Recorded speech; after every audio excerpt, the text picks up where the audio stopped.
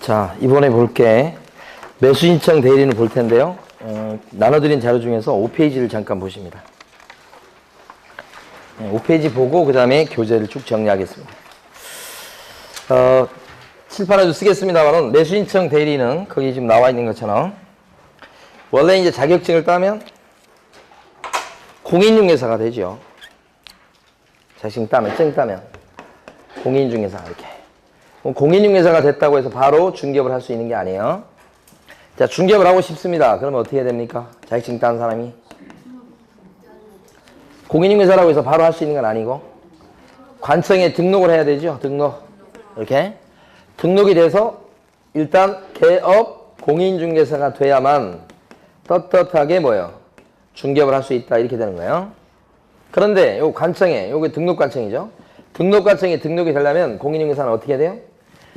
기본적으로 3가지 조건을 갖춰야 되죠. 자격증을 따고요. 자격증을 따고 그 다음에 실무교육을 받고 그 다음에 사무실을 얻어놔야 등록할 수 있겠죠. 이렇게. 그리고 더 나아가서는 결격자가 아니어야 됩니다. 이런 구조예요. 그래야 이제 떳떳하게 중개업을 할 수 있다. 이런 거지. 자, 그런데 이제 우리가 보고 싶은 건 뭐냐면 이 개공이 이번에 뭐 하고 싶냐면 경매 물건에 대한 입찰 대리를 하고 싶어요. 경매 물건에 대한 입찰 대리. 이거 하고 싶다. 그랬을 때 개업 공인중개사가 할 수는 있는데 바로 할 수 있는 건 아니란 말이에요. 이때 이걸 하려면 또요. 등록을 한 번 더 하셔야 된다. 요때요 등록이라고 하는 것은 등록관청에 등록하는 걸 얘기하지만 등록관청에 여기 등록을 어디에 하는 거죠? 요 등록은 법원에 등록하는 거다. 법원에 등록을 해야지만 떳떳하게 뭘 할 수 있다고요? 경매 입찰 대리를 할 수 있다. 그죠? 그럼 같은 사람이 법원에 등록까지 돼 있다. 그러면 그 사람이 중개업도 하고 동시에 뭐예요? 경매 입찰 대리를 할 수 있다. 이렇게 되는 거예요. 그러면 법원에 등록된 사람, 요 사람은 뭐라고 부르냐면 요 사람이 매수 신청 뭐예요? 대리인이다. 이렇게 부르는 거야. 그러니까 매수 신청 대리인이 됐을 때 떳떳하게 이걸 할 수 있다. 이렇게 되고. 그럼 매수 신청 대리인이 되려면 요 사람이 어떤 조건을 갖춰야 되느냐 이거지. 여기도 보니까 3가지 조건을 갖춰야 돼. 일단 그 전에 보면 개업 공인중개사의 종류가 3종류죠. 그 3종류가 누구예요? 자, 공인중개사인 개공도 있고, 그 다음에 법인인 개업 공인중개사도 있고, 그 다음에 부칙 개공도 있죠. 이 부칙 개공도 개공입니다. 중개업할 수 있어요. 그런데 매수신청 대리인으로 등록할 때에는 공인중개사인 개공이나 법인인 개업 공인중개사는 매수신청 대리인으로 등록을 받아주지만 부칙에 나와 있는 복덕바 할아버지는 안 돼요. 안 된다고. 그래서 여기 지금 매수신청 대리인으로 등록되기 위한 첫 번째 조건이 뭐냐면 첫 번째 조건이 공인 개공이거나 법인인 개업 공인중개사일 것이다. 이게 첫 번째 조건이에요. 그 얘기는 누구는 안 돼요? 부칙 개공은 안 됩니다. 이런 거죠. 첫 번째 조건. 두 번째는요. 두 번째 조건은 뭐냐면 매수신청 대리인으로 등록되려면 사전에 경매 실무교육을 받으셔야 된다. 사전에 받을 거. 무슨 실무교육이요? 경매 실무교육. 여기도 보면 공인중개사가 개업 공인중개사로 등록될 때 실무교육을 사전에 받았어야 되죠? 요게 중개업에 대한 실무교육이라고 볼 수 있어요. 보통 일반적으로 실무교육 그러면 요거 얘기하는 거예요. 요 교육 시간이 어떻게 되죠? 실무교육 시간? 28시간 이상 32시간 이하 이렇게 되죠. 근데 요 실무교육은 그냥 실무교육이라고 안 하고 반드시 경매 실무교육이라고 불러요. 요게 교육 시간이 좀 더 길어요. 32시간 이상 44시간 이하. 그죠? 32시간 이상 44시간 이하니까 이거보다 더 길지요? 그래서 44시간. 이게 죽을 사자 같아요. 시간이 너무 길어서 죽을 것 같아요. 32시간 이상 44시간 이하. 이 경매 실무교육을 받으시고 세 번째 어떤 조건을 갖춰야 되냐면 보증 설정이 돼 있어야 됩니다. 이게 중요한 특징이죠. 자, 일반적인 중개사무실 오픈할 때는 보증 설정은요. 등록 기준, 등록 요건에 들어가 있지 않았었죠? 아니잖아요. 근데 매수신청 대리로 등록할 때는 보증 설정이 미리 돼 있어야 되죠? 그 보증 설정은 중개업과 관련된 보증 설정은 매수신청 개업 공인중개사로 사무실 오픈한 뒤에 업무 개시 전까지만 보증 설정하면 돼요. 이렇게. 업무 개시 전까지야. 근데 경매 입찰 대리와 관련된 보증 설정은 매수신청 대리인으로 등록되기 전에 미리 돼 있어야 된다는 거지. 시기가 틀리죠, 시기가. 그래서 자, 결론. 보증 설정이라고 하는 게 중개사무소 개설 등록 요건에는 들어가지 않는데 보증 설정이라고 하는 것이 매수신청 대리인 등록 요건에는 들어간다. 이 차이점이 굉장히 중요한 거예요. 그래서 이렇게 세 가지 요건을 갖췄을 때 등록 이렇게 되는 거지. 세 가지 본 거예요. 액수는 중개업에 대한 보증 설정도 뭐 1억 이상, 2억 이상이죠. 여기도 마찬가지예요. 1억 이상, 2억 이상인데 어떻게 해요? 별도입니다. 그러니까 공인중개사인 개공이 중개업도 하고 그다음에 이것도 한다. 그러면 보증 설정을 몇 번 해야 돼? 2번. 여기서 공인중개사인 개공이니까 1억 이상. 여기서 또요? 1억 이상. 따로 해야 되는 거죠. 그거. 요 그림을 지금 제가 거기다 써놓은 거예요. 자, 그럼 이렇다는 전제 하에 여러분 이제 교재를 쭉 정리하겠습니다. 396페이지부터 보세요. 자, 396페이지 보시면 거기 네모 3번 밑에요. 반가로 1번에 등록 신청이 가능한 사람 이렇게 나왔죠. 자, 우리 법조문은 어떻게 되냐면 개업 공인중개사 또는 법인인 개업 공인중개사는 이렇게 해놨어요. 그러니까 요 말은 첫째 줄에 나와 있는 개업 공인중개사는 사실은 공인중개사인 개공을 얘기합니다. 그래서 법을 갖다 고쳐놨는데 조금 안 좋게 고쳐놓은 거예요, 사실은. 근데 여러분들은 개업 공인중개사이거나 나와도 여러분 뭐라고 이해하셔야 돼? 공인중개사인 개공. 이렇게 이해하시는 게 맞습니다. 근데 법조문은 이렇게 돼 있어요, 일단. 어쨌든. 근데 둘째 줄에 보면 부칙 개공은 안 껴준다고 그랬죠, 둘째 줄. 그 다음에 둘째 줄 거기 보시면 소공이라고 나오죠, 또. 소속 공인중개사는 매수신청대로 등록 신청할 수 있다, 없다? 없다. 개공 중에서 누구만? 공인개공, 법인개공만 신청할 수 있다는 거죠. 자, 관련해서 같이 알아두실 게 이거예요. 자격증을 딴 사람이 자기는 중개업에 대해서 관심이 없다는 거예요. 그러니까 자기는 중개업에 대해서 관심이 없으니까 입찰 대리만 할 거니까 바로 법원에다가 매수신청 대리인 등록 신청을 했을 때 매수신청 대리인으로 등록을 받아줄까요? 절대 안 받아줍니다. 이 매수신청 대리인은 기본적으로 개공의 신분을 갖고 있어야 됩니다. 그러니까 중개업을 진짜 안 하더라도 개업 공인중개사 일단 오픈하고 더 나가서 매수신청 대리인으로 될 수 있는 거지 절대 건너뛸 수가 없다고. 그렇죠? 그러니까 순수하게 공인중개사 자격증만 갖고 매수신청 대리인으로 등록할 수는 없는 겁니다. 일단 개업 공인중개사가 중간에 꼭 돼야 된다는 얘기죠. 예? 그런 거예요. 자, 그 다음에 반가로 2번에 보면 매수신청 대리인 등록의 결격 사유라고 나와 있습니다. 5가지죠. 칠판에 보면 여기도 가만히 보면요. 요 개업 공인중개사로 오픈할 때도 보면 결격 사유에 해당되지 않아야 된다. 이게 12가지가 있었어요. 뭐 파산 선고 받은 사람, 뭐 등록 취소 당한 사람 해가지고 뭐 12가지가 있었잖아. 피한정 후견이 뭐 12가지가 있었어요.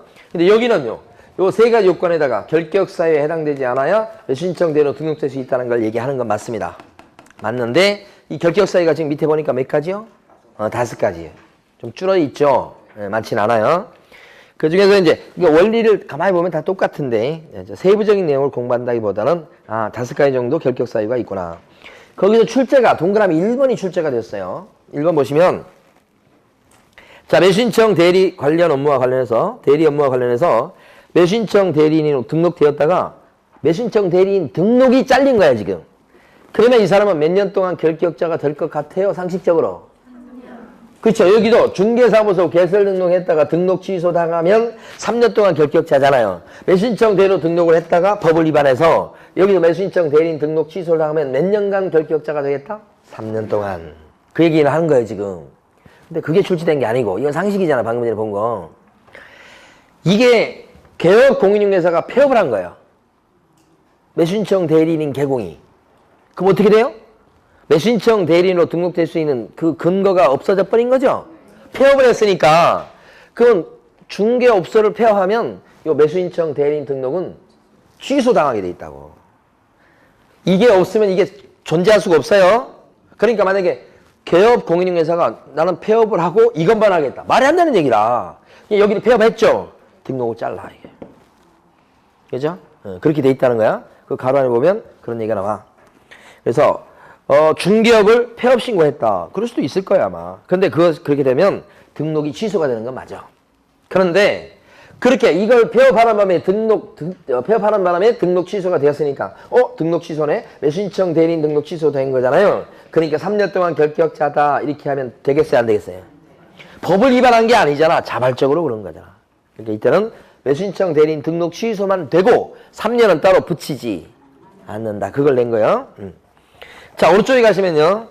가로 2번의 둘째 줄입니다. 여기요. 매수신청 대리인 등록한다고 그랬죠. 어디에 등록한다고 지금 칠판에 써져 있어요? 법원. 법원인데 여기 구체적으로는 지방법원장이에요. 그 둘째 줄에 나오죠. 지방법원장. 여기 광명 같은 경우에는 자, 매수신청 대리인 등록하려면 어느 지방법원장한테 등록해야 될 것 같아요? 수원지방법원장이죠. 수원지방법원 관할에 있어요. 여기요. 저기 안산, 지원 이런 데가. 여러분 광명은 안산에 속하죠?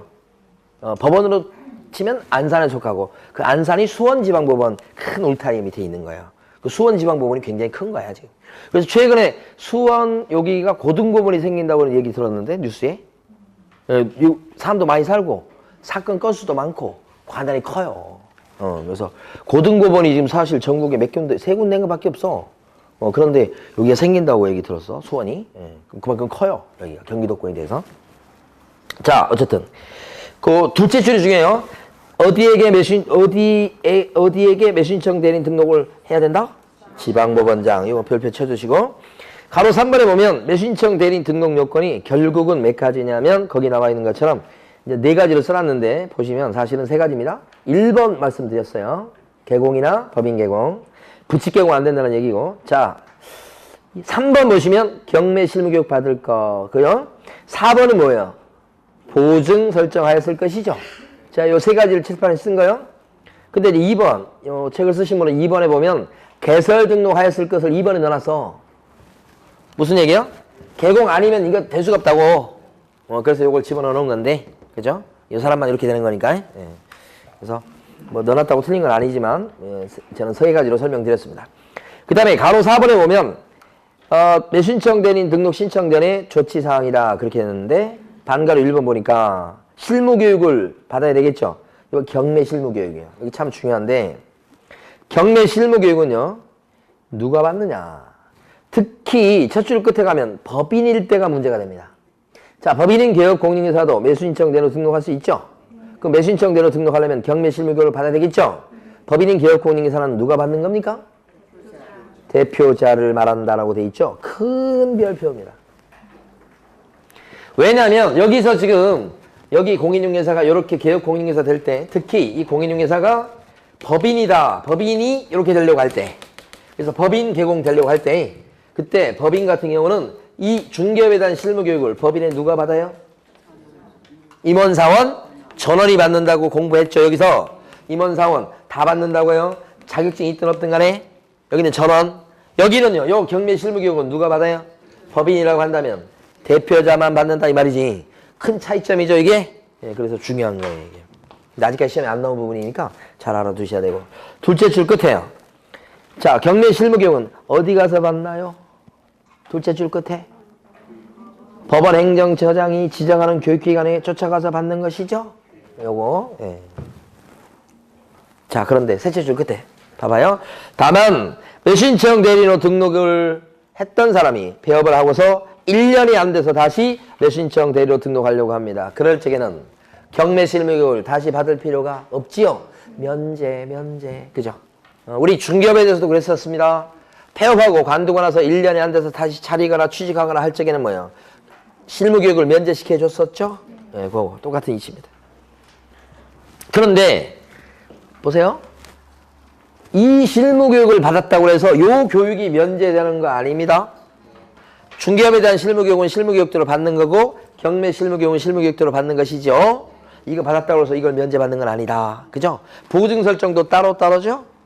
그렇죠. 네. 자, 밑에 보시면 동그라미 2번에요. 동그라미 2번에 박스 밑에 교육시간 기억해 두셔야 돼. 거기 가르치는 과목들은 굉장히 어려운 과목들입니다. 사실은. 동그라미 2번에 둘째 줄 끝에 가시면 교육시간은 32시간 이상 44시간 이내로 한다. 교육시간 기억하시고 자, 넘어가시면 될 것 같아요. 자, 그 다음에 자, 398페이지요. 가로 5번부터 또 보겠습니다. 가로 5번 보시면 매수신청 대리 등록 신청할 때 제출할 서류들이 가로 5번, 반가로 1번에 쭉 나와 있어요. 자, 거기서 동그라미 1번 자격증 사본 밑줄 그어두시고 자격증 4번 파란 박스 안에요. 밑에 거. 그 다음에 동그라미 3번 등록증 4번 밑줄.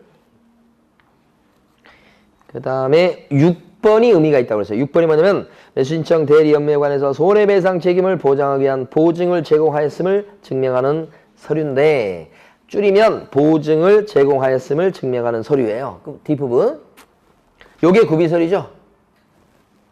그쵸? 자, 그러면 요거 비교해 보세요. 중개사무소 개설 등록할 때도 구비서류, 제출서류가 필요하죠? 그때 보증설정 증명서류는 구비서류에 들어갑니까? 안 들어가죠. 등록하고 나서, 중개사무소 등록하고 나서 업무 개시 전까지만 하면 되니까 요 구비서류, 제출서류는 안 들어갔었죠? 그런데 지금 본 것처럼 6번처럼 매수신청 대로 등록할 때는 보증설정 증명서류가 구비서류에 들어간다. 이거지. 그리고 아까 위에서 1번하고 3번을 갖다가 해놨는데, 그죠? 1번, 3번 했는데, 3번이 좀 의미가 있죠? 이게 뭐예요? 개업공인인증서로 등록이 되지 않은 사람은 매수신청 대리로 등록을 받아주지 않겠다는 뜻이 담겨져 있죠? 그게 3번이에요. 동그라미 3번. 그런 거예요. 이해하시면 되고. 자, 반가로 2번. 매수신청 대리인 등록 신청할 때 수수료 내든가요? 수수료? 내요. 그죠? 밑에 보니까 2만원짜리 정부 수입인지 붙이고 3만원짜리 붙이고 나왔죠? 반가로 2번에요. 그 다음에 반가로 3번요. 등록 처분. 자, 요거 보세요. 여기서 보면 개업 공인인증사가 되겠다고 중개사무소 개설 등록 신청하면 7일 이내 등록의 통지를 해주게 돼 있어요. 그러니까 7일 내 등록을 받아주게 돼 있다고. 근데 여기서 개업 공인인증사가 매수신청 대리인이 되겠다고 등록 신청했을 때는 심사기간이 며칠이죠? 여기가 14일이죠. 14일 이내 매수신청 대리인 등록해주라. 그것이 반가로 3번이죠? 그거 기초적인 거예요. 자, 그 다음에 오른쪽 가십니다. 이번에는, 오른쪽에 보면 399페이지 세 번째 파란 박스.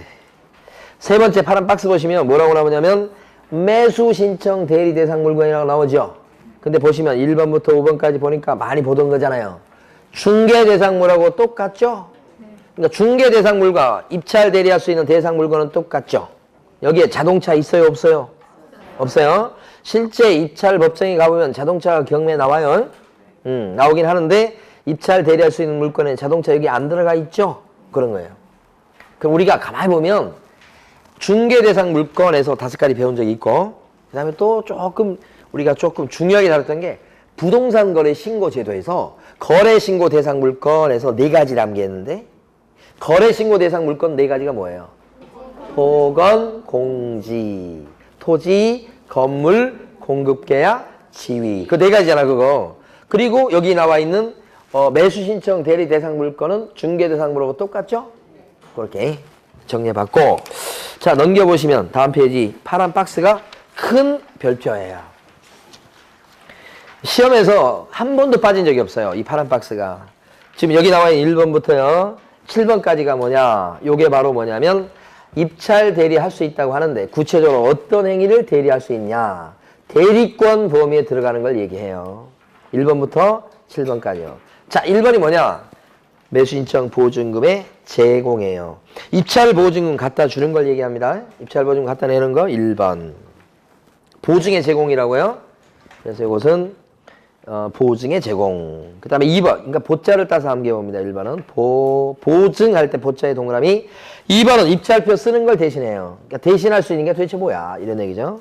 자, 입자입니다. 2번은 3번은요. 3번은 차순위 매수 신고를 대신해 줄 수 있어요. 차순위 누군지 아시죠? 차자의 동그라미고요. 그 다음에 4번은 매수 신청의 보증을 돌려줄 것을 신청하는 거. 왜 보증금을 돌려달라고 신청하고 막 그러죠? 매수 신청 보증금, 입찰 보증금을 돌려달라고 신청하는 거예요. 왜 돌려달라고 하는 거예요? 떨어져서. 입찰 들어갔다가 떨어진 사람은 입찰 봉투에 넣었던 보증금 찾아와야 될 거 아니에요. 찾아오는 거 얘기합니다. 그걸 대신하는 거예요. 그러니까 매수 신청 대리 해줄 수 있는 행위 보면 가만히 보면 별거 아니에요. 입찰표 대신 써주지. 그죠? 돈 보증금 대신 갖다 내주지. 떨어지면 그거 찾아와 주지. 이거예요. 주로 하는 일이. 근데 사실은 그것이 주 일이 아니죠. 그냥 형식적인 거고, 이 물건이 괜찮겠는가? 얼마에 들어가면 좋겠는가? 물건에 하자는 없는가? 그런 것들이 더 중요한 일이지. 여기 나온 것은 표면적으로 하는 일이어서 큰 의미는 없어요, 사실은. 근데 시험에서는 중요합니다. 자, 그 다음에 5번이 뭐냐면 5번, 6번 묶으시고 공유자의 우선 매수 신고라고 나오죠. 또 6번은 임차인의 임대주택의 우선 매수 신고라고 나오죠. 이 두 가지가 낙찰을 받을 때 우선권을 갖게 되는 두 가지예요. 대표적인 거. 만약에 지분이 경매에 넘어갔어. 그러면 다른 지분권자가 낙찰 받을 때 우선권이 있어요. 그걸 우선 매수 신고라고 그래. 응? 다른 지분권자가? 또 여러분 어려울 수 있는데. 요게요. 요게 부동산이에요, 지금. 여기 지분권자가 A하고 B가 있어. 지분권자가. 근데 A가 절반, B가 절반이야. 근데 이 중에서 B가 빚이 많아. 그래서 갑이 이 사람에 대해서 요 지분에 대해서 막 저당 설정하고 그랬던 거야. 그런데 이 사람이 빚을 못 갚았어요. 그러면 이 사람은 뭐 어떻게 하겠어요? 이 B의 지분을 어떻게 해? 경매 확 집어넣겠죠? 이게 지분 경매야. 지분 경매. 이게 지분이 경매에 넘어가면 이제 누가 들어와서 낙찰을 받겠죠? 낙찰을 받을 때 예를 들어서 C라는 사람이 이걸 갖다가 2억에 낙찰을 받았다고 쳐봐. 2억을 썼어. 혼자밖에 안 들어왔어. 2억을 썼어, 이거. 지분인데. 이럴 때 입찰 법정에서 2억이 1등이 됐는 순간에 판사가 사법보좌관이 물어봐요. 자, 우선 매수 지분 경매일 때는 반드시 물어봐요. 물어보게 돼 있어. 우선 매수 신고하실 분 계세요? 이렇게 물어봐, 그 현장에서.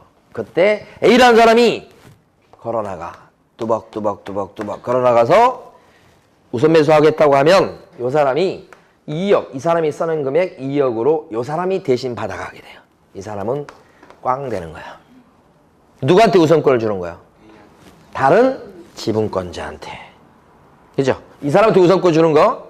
그래서 이 우선 매수 신고라고 그러는 거야. 그러니까 요게 경매에 넘어갔을 때 이 사람이 저건 내가 받아야 되겠는데 생각되면 입찰 대리하는 사람한테 맡기죠? 그 맡은 사람 뭘 해주는 거예요? 뚜벅뚜벅 걸어 나가는 걸 대신해 준다고. 어? 이게 우선 매수 신고라고 하는 거예요. 근데 오해하면 안 되는 게 밑에 보면 임차인도 우선권을 갖게 되는 경우가 있는데 이것은 일반 임차인 아니에요. 좀 오해의 여지가 있게 써놨는데 일반 임차인이 아니고 공공임대주택에 아주 싸게 세를 살고 있는 사람이 그 공공임대주택이 경매에 넘어갔을 때 어차피 살고 있는 사람이니까 그 공공임대주택에 대해서 뭐예요? 낙찰을 받을 때 우선권을 주더라 이런 얘기예요. 그래서 임대주택이란 말이 그래서 잠깐 나온 거예요 거기에. 자, 그 다음에 마지막 7번은 좀 어려워요 이건.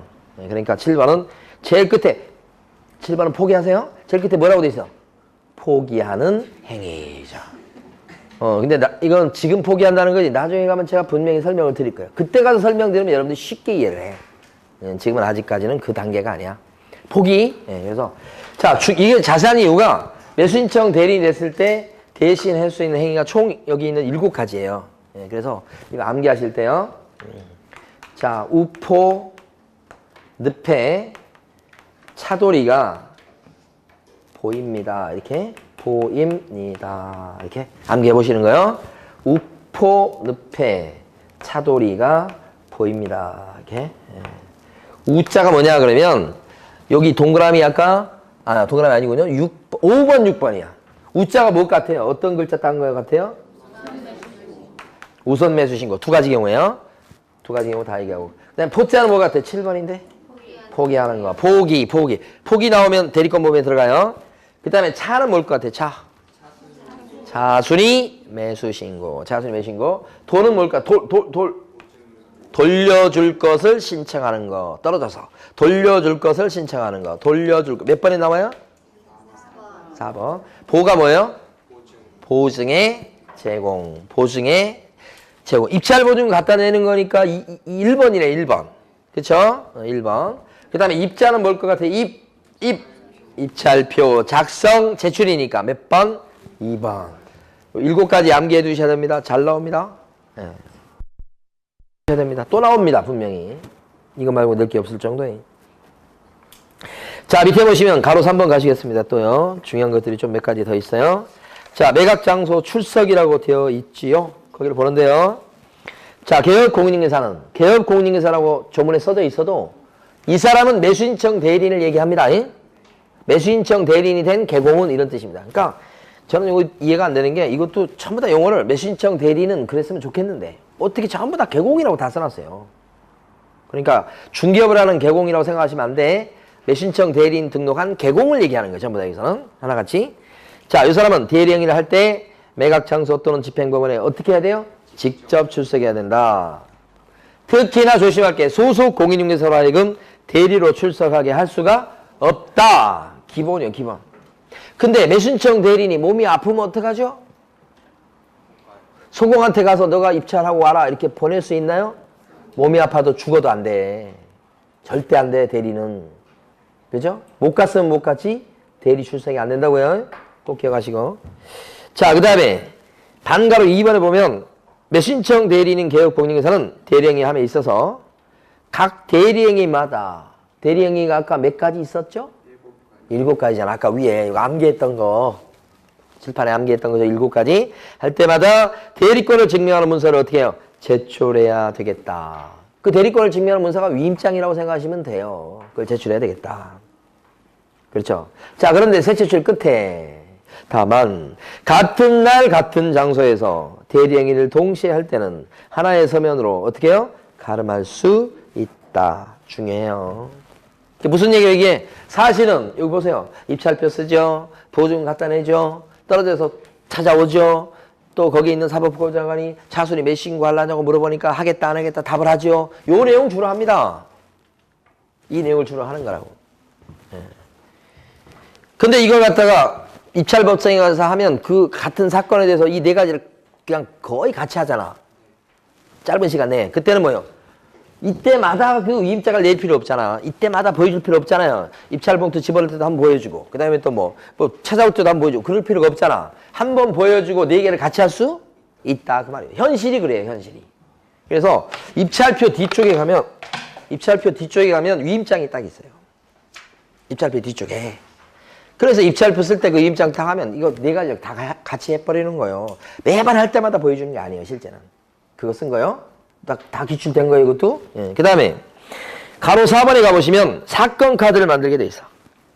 자, 개업 공인중개사는 매수신청 대리 사건 카드를 비치하고 사건을 위임받은 때는 사건 카드에다가 위임받은 순서에 따라서 일련 번호, 경매 사건 번호, 위임받은 날짜, 보수액에다 동그라미하고 시뻘겋게 기칠해 놓으셔야 돼. 보수액. 이걸 어디에 적는다고요? 사건 카드. 중개보수는 어디에 적든가요? 확인설명서지. 중개보수는 확인설명서에 적죠. 매수신청 대리도 입찰 대리할 때도 확인설명서가 있긴 있어요. 근데 거기에다가 보수를 적는 게 아니에요. 여기는 어디에다가 보수액을 적는다고? 사건 카드. 너무 중요하지. 보수액의 동그라미. 그리고 이 사건 카드는 그리고 몇 년간 보존해요? 5년이죠. 그 다음에 자, 밑에 반가로 3번 갑니다. 기출문제에서 간간히 나왔던 건데, 자, 개업 공인중개사는 반가로 3번요. 매수신청 대리의 위임계약을 체결하기 전에, 입찰 대리를 맡기 전에 이런 뜻이야. 자, 위임계약을 체결하기 전에 매수신청 대리 수수료에 대해서 설명해주고, 이거 낙찰 받으시면 얼마 주셔야 된다고 미리 얘기하라는 얘기입니다. 위임받은 경우에는 매수신청 대리 대상물의 표시라든지 권리관계라든지 매수신청 대리 대상물의 경제적 가치 이거 낙찰 받으시면요 대박 나시는 겁니다. 에? 그런 설명을 해주라는 얘기예요. 그 다음에 법령상 제한사항, 그 다음에 매수인이 낙찰을 받았을 때 부담 또는 인수해야 될 권리 등에 관한 사항을 재반사항을 상세히 위임한 사람한테 정확하게 설명해 줘라. 그리고 보여줄 건 보여주라. 그런 뜻이 지금 담겨져 있죠. 끝줄까지. 이게 확인 설명이라고요. 그런데 이거보다 더 중요한 게 오른쪽 페이지 가시면 2줄이 있잖아요. 매수신청 대리인 개업 공인중개사는 어떻게 해요? 위임인한테 확인 설명사항을 서면으로 작성해서 거기다가요. 그 서면이 확인 설명서입니다. 도장을 찍고요. 위임인한테 확인 설명서를 주고요. 그 확인 설명서를 사건 카드에 처리를 해서 매수신청 대리 대상물에 대한 확인 설명서를 몇 년간이나 보존하게 돼 있어요. 너무 중요하죠. 왜냐하면 중개 대상물에 대한 확인 설명서의 보존 기간이 3년밖에 안 돼. 그렇지 않아요? 중개 대상물에 대한 확인 설명서는 보존 기간이 3년이죠. 매수신청 대리 대상물은요. 확인 설명서 보존 기간이 5년이야. 왜 이건 갑자기 5년으로 됐을까요? 같은 확인 설명서인데도. 사건 카드에 철을 해서 보존하다 보니까 사건 카드만 5년, 확인 설명서는 3년 하기가 그렇잖아. 그래서 그냥 다 뭉뚱그려서 5년 만들어 놓은 거예요. 그런데 어쨌든 그러다 보니까 결론적으로 중개 대상물에 대한 확인 설명서의 보존 기간은 몇 년이고 매수인청 대리 대상 물건에 대한 확인 설명서의 보존 기간은 그렇게 구별되니까 그죠? 착각하지 않으시도록 해야 되겠습니다.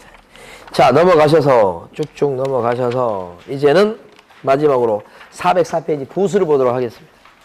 보수. 자, 여기 보수 보면 첫 줄에 보면요. 입찰 대리 해주고 이때도 이건 복비라고 안 하죠. 보수라고 하는데 보수를 받을 때 법정 상한선이 있을까요? 없을까요? 법정 상한선이 있다 없다? 입찰 대리는 중개는 아니죠. 그래서 법정 상한선이 없을 것 같죠? 이건 있어요. 중개는 아니지만 법정 상한선을 정해놨다. 뭘로 정해놨대요? 첫 줄? 법정 한도 정해놨다고요. 뭘로 정해놨대요? 첫 줄? 예규. 예규를 시뻘겋게 칠해놔야 돼. 예규. 중개보수는 법정 한도 상한선이 있죠? 중개보수의 법정 상한선 한도는 뭘로 정해요? 주택일 때는 시도조례, 주택의 물건일 때는 국토부령. 법정 상한선을 정해놨죠? 그걸 넘겨서 받으면 걸리는 거죠? 그러니까 중개보수하고 그 다음에 입찰 대리와 관련된 이 보수는 법정 상한선이 정해져 있다. 그래서 중개보수는 조례나 시도조례나 아니면 국토부령이고 여기는 뭐고? 예규. 그러면 예규에 동그라미 씌었으면 이건 시험 문제 출제하는 사람은 맞게 출제한다면 예규로 내겠지만 틀리게 출제한다 그러면 뭘로 바꾸겠어요? 여러분이 출제명이라면 뭘로 바꾸겠어요?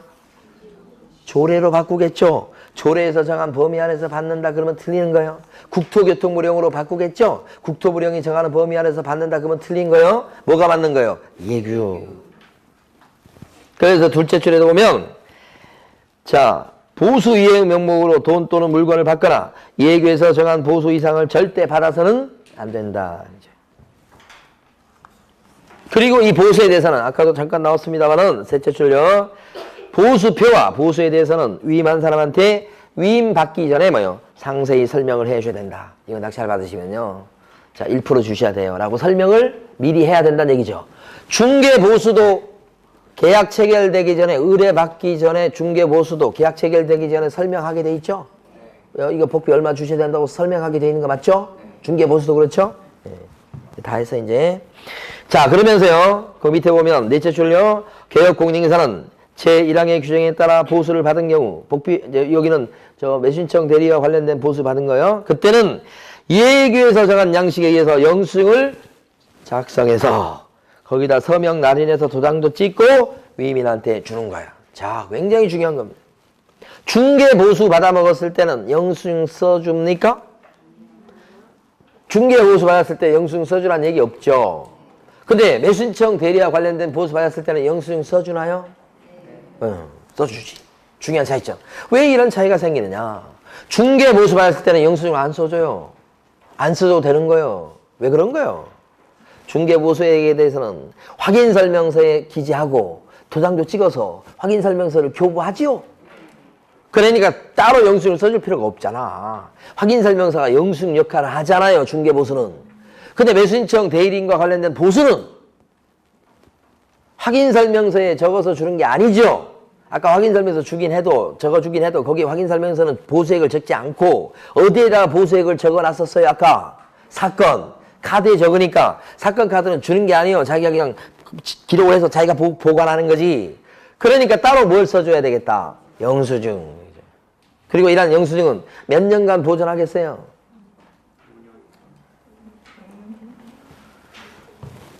그런 얘기가 없어요. 그냥 써주란 얘기만 하고 있어. 써주란 얘기만 하고 있다고. 작성해서 교부해라 이렇게 돼 있죠. 날인해갖고 몇 년 보존해라 그런 얘기는 없다고. 또 더 밑으로 가면 갈수록 더 중요해져. 다섯째 줄에 보면 보수의 지급 시기요. 최근에 조문에 나온 거죠. 응? 보수의 지급 시기는 어떻게 해요? 보수의 지급 시기. 아니 지금 가로 1번의 다섯째 줄을 보고 있다고요. 가로 1번의 다섯째 줄. 보수 지급 시기는 언제라고요? 아무 말이 없으면. 아무 말이 약정이 없을 때는요. 끝에 대금 지급 기한일로 한다. 아까 매각대금 납부할 때는 지급 기한을 정한다고 그랬죠? 한 달 정도 기한을 준다고 그랬죠? 그 기한일로 한다. 그죠? 그때까지 보수 주는 거다. 이렇게. 자, 근데 보수가요, 가만히 보면, 밑에 박스 보시는 거요, 세 가지가 있습니다. 자, 먼저, 1번. 상담 및 권리 분석 보수라고 나옵니다. 이거 많이 받으면 얼마요? 50만 원입니다. 상담만 해주는 거예요. 50만 원 정도. 자, 2번에 보면 매수 신청 대리 보수라고 나오죠? 그러니까 매수 신청 대리 보수는 요게 뭐냐면 입찰 대리 했을 때 진짜 받는 보수가 2번이요. 상담만 해주는 게 아니고 그때 두 개로 나눕니다. 가로 1번 최고가 매수 신고인 또는 매수인이 된 경우라고 나와 있죠? 이 가로 1번이 뭐냐면 낙찰을 받게 만들어 주었을 때 얘기입니다. 낙찰을 받게 만들어 주었을 때는 많이 벌어요. 많이. 감정가의 몇 프로? 1% 또는 최저가의 몇 프로? 1.5% 이하 범위 안에서 받는 거예요. 근데 보통 실무적으로 감정가 1% 받아요.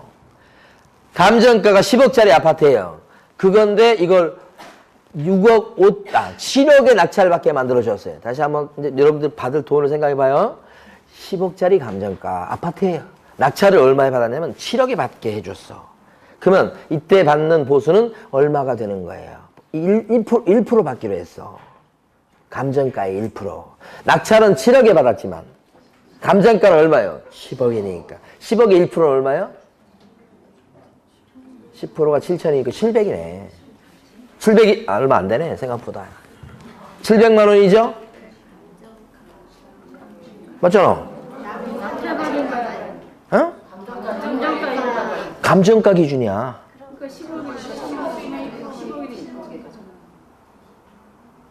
아, 지금. 죄송합니다. 지금 제가 잘못해서. 아, 10억이라고 했지, 제가?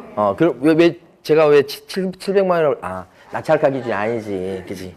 감정가 기준 한다고 얘기해놓고는 700이라니. 얼마? 1000만 원이죠? 예. 배가 고파서 그런 거야. 빨리 밥 먹으러 가야 돼. 자, 1000만 원입니다. 예. 자, 그렇게 된다고. 그 다음에, 오른쪽 페이지 제일 위로 가시게 되면, 가로 2번이 있습니다. 가로 2번이 뭐라고 되어 있냐면, 가로 2번이 어떻게 되어 있어요? 최고가 매수 신고인 또는 매수인으로 되지 못했다. 낙찰을 못 받은 거예요. 그럼 어떻게 돼요? 그때는 얼마요? 50만 원. 상담료 수준에서 받는 겁니다. 오른쪽. 낙찰 못 받으면 한 50만 원 범위 안에서 받는 거고, 협의해서. 낙찰 받게 되면 보통 감정가의 1% 정도를 받는 거다. 이렇게. 예? 어떻게 두 번 받아? 그러면 안 되지. 이 상담할 때 받은 것은 거기 포함되고, 낙찰 받으면 밑에 걸로만 받아야지. 상담만 딱 했을 때가 상담 보수 50만 원 받는 거고, 상담만 하면. 근데 뭐 대리까지 했어. 그러면 1번은 없지. 그래서 낙찰 받아버리면 감정가 1%못 받으면 상담료 수준이잖아. 50만 원 범위 안에서. 그죠? 그렇게 되는 거지. 자, 오른쪽 밑에 보면 3번 실비 있죠? 실비? 실비는요. 활동비 받아내는 거예요. 실비는 많이 받으면 얼마예요? 30만 원. 그런데 이게 30만 원 금액을 모르실 필요 없는데 중요한 게 뭐냐면 둘째 줄을 보세요. 특별한 비용이라고 써져 있죠. 자, 거기 동그라미요. 특별한 비용만 실비로 쳐줘요. 원거리 출장비, 원거리 교통비 이런 식으로 요것만 쳐주는 거다니까. 예, 요것만. 예, 요것만. 그러니까 여기 뭐 여기서 지하철 예를 들어서 저 안산 지원 갔다. 이건 특별한 비용이 아니야. 그냥 교통비 얼마 나와요? 한 2,000원, 3,000원 나오죠. 왕복이면 한 5,000원 나오겠구나. 그 정도는 근거리 교통비는 안 쳐주고 여기서 이제 한 대전이나 무슨 뭐 저기 제주도 비행기 타고 갔다 와서 그건 특별한 비용이 들어가. 제주 법원 아니라고. 그때는 특별한 비용이 되겠지. 그러니까 밑에 보시면 셋째 줄에 통상비용은 보수에 당연히 포함된 것으로 보고 별도로 청구하지 못한다라고 나와 있죠. 그래서 통상비용은 안 돼. 못 받아. 어떤 비용만 받아요? 특별한 비용. 그래서 이거 기억하실 때, 자, 특실 30만 원. 이렇게 기억하시면 끝나요. 특실 뭔지 아시죠? 30만 원. 이게. 예, 특실 30만 원. 자, 지금도 생각나는 게 저희 집사람이 저 첫 애를 낳을 때, 수술해서 낳았거든요. 나이가 많아갖고. 수술했는데, 수술하고 딱 나오니까, 와, 저는 이제 그런 거, 피를 좀 흘리잖아. 그런데 저밖에 없었어요. 아, 근데 진짜 끔찍하더라고. 그런데 거기 갈 방이 없어. 나오니까. 특실로 가래. 그 특실비가 30만 원이었어요. 정확히는 28만 원이야. 근데 글쎄요. 하루 저녁 거기에 딱 있고 나니까 어디 방이 생기대? 어떻게 생긴가 모르겠어. 하여간, 거기서 딱 하룻밤 나오니까 다음날 생겨가지고 그쪽으로 옮겼죠. 일반 병동으로 옮겼는데 하여간. 예. 그래서 그때 생각했던 게 이거예요. 특실 30만. 이게 근데 무슨 뜻이야? 특별한 비용만 어디에 들어가고? 실비. 그 실비는 많이 받아야 얼마고? 30만 원. 그런 뜻이에요. 예. 자, 그러면 OX 문제를 빨리 하겠습니다. 1번 풀어보시고, 1번.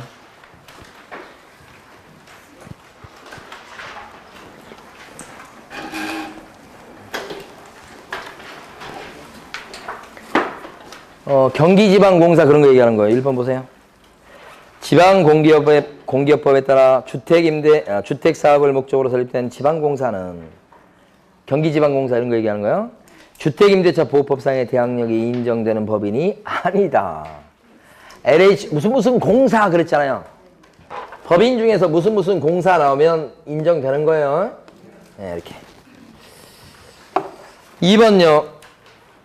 O 아니면 X. 임차인은 1년만 살고 나가겠다고 할 수 있죠? 동그라미. 3번요. 임차인은 올바르게 했잖아. 그럼 대항력 인정? 받죠. 다 누구 탓이야 이건? 공무원 탓이다. 대항력이 생기는데 안 생긴다고 했기 때문에 X. 4번요.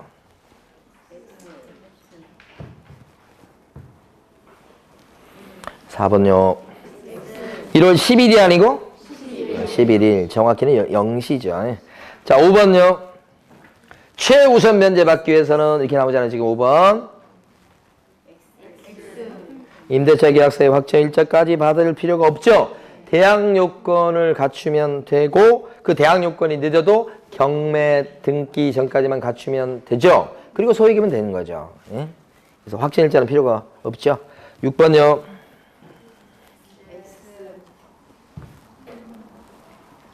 확정일자 안 받아놨어 지금. 대항 요건만 갖춰진 상태야. 근데 이 사람이 임차권 등기 명령 신청해서 임차권 등기를 낸 거야. 그죠? 그러면 임차권 등기가 격려가 돼버리면 우선 변제권은 드디어 취득이지. 확정일자 안 받아놨기 때문에 원래 우선 변제권이 없던 사람인데 이제 임차권 등기 명령에 따라 등기가 됨으로써 우선 변제권 취득. 이때 임차권 등기함으로써 대항력은 유지. 그렇게 된다고요? 7번. 무단전대네, 무단전대. 그러면 거절 사유가 되죠? 동그라미. 8번요.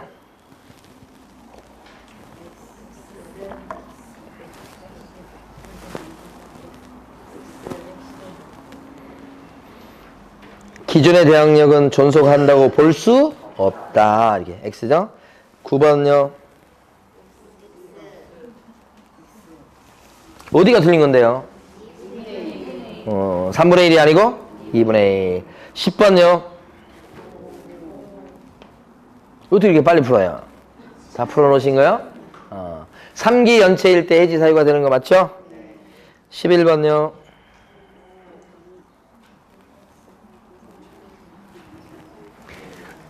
언제까지 신규 임차인을 데려갔을 때 권리금을 보장받게 되는 거예요?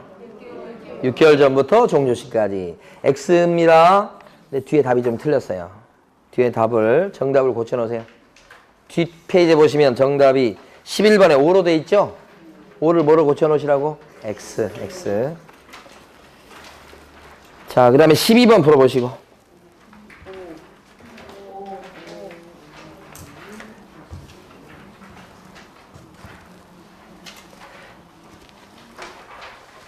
요거 정당하게 그죠? 임대차 계약 체결해줄 의무가 없게 되는 경우 어떤 경우죠? 1년 6개월 이상 영리 목적으로 영업하지 않은 경우죠? 1년 6개월을 물어본 거예요. 시험에서도. 예, 동그라미. 자, 13번요.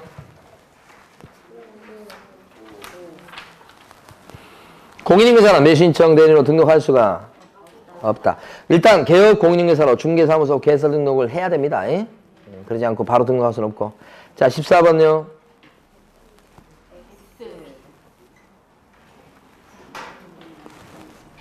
어디가 틀린 거야? 경매 실무교육은 어디서 받아요? 법원 행정처장이 지정하는 교육기관이요. 대법원장 아니고. 15번요. 15번.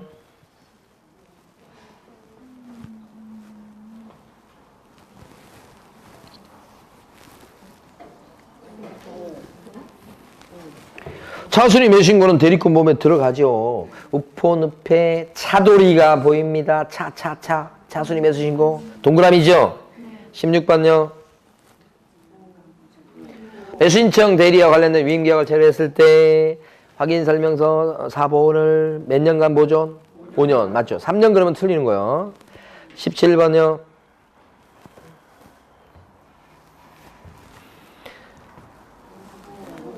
맞습니다. 매수신청 대리와 관련된 보수 받았을 때 영수증을 따로 써줘야 된다고 그랬죠? 거기에 서명 날인해서 영수증 써주죠? 그때는 날인할 때는 등록된 도장을 찍어야 되는 거예요. 왜요? 개공이에요, 기본적으로. 매수신청 대리 기본적으로 개공이에요. 자, 그 다음에 18번요.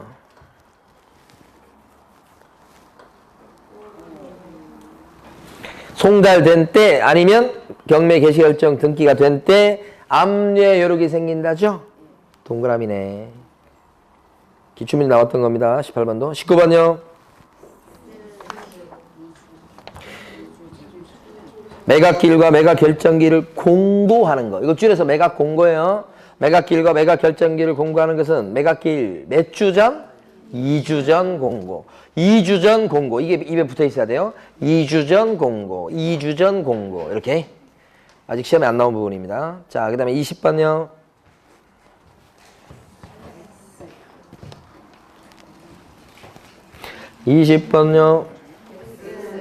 어디가 들렸어요? 최저 매각 가격이 아니고 매각 대금의 10분의 1이죠. 또 무조건 금전만 공탁해야 되는 것도 틀린 부분이라고 봐야 돼요. 금전 또는 뭐요? 유가증권 이렇게 되고요. 자, 21번요.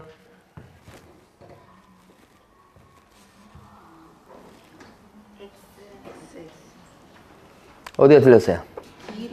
지급 기일이 아니고 기한이죠. 기한을 정해서 매수인에게 통지하고 매수인은 그 기한 내에 대금을 지급해야 되겠다. 기한, 기일을 전부 다 기한으로 바꿔야 되겠죠. 마지막 거요.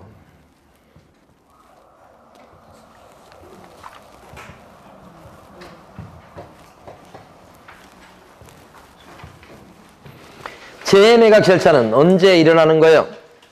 대금 납부 안에서 일어나는 거죠. 그럴 때 대금 납부 안 했던 종전 낙찰자 매수인은 이제는 더 이상 입찰 들어올 수가 없죠.